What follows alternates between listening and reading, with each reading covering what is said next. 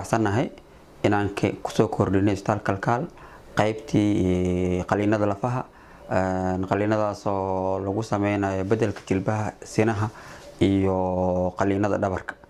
alxamdulillah waxaan bilownay 20kii bisha oo June qaliinadaas oo loo aadi jiray dibadda wadanka lagu sameey jirin.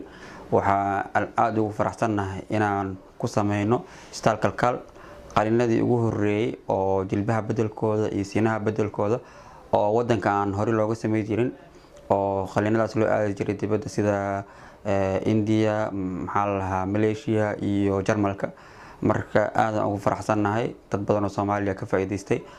ilaa hadda waxaan sameynay 5 qaliin dad badan way noo dhiman yihiin bukaano badan oo aragn ilaa 200 oo bukaan oo OPD qaliinada hadda 5 qaliin hadda marayna oo bedel simaha iyo jilbaha. bukaankii aan shalay u sameynay 9 PM xalay aan bukaanka u sameynay maanta waa la socodsiiyay bukaankii bukaanada kale dhamaan way fiican yihiin qaliinadeen waa alxamdulillah waa ku guuleysanay. waxaan rajaynaynaa dadka Soomaaliya inay ka faa'iideystaan maxaa yeelay dibadda markii aadaan qarash badan ku baxaayo haddana wadankii loogu keenay dhaqaatiirtii dibadda loo aadi jiray ayaan keenay alxamdulillah.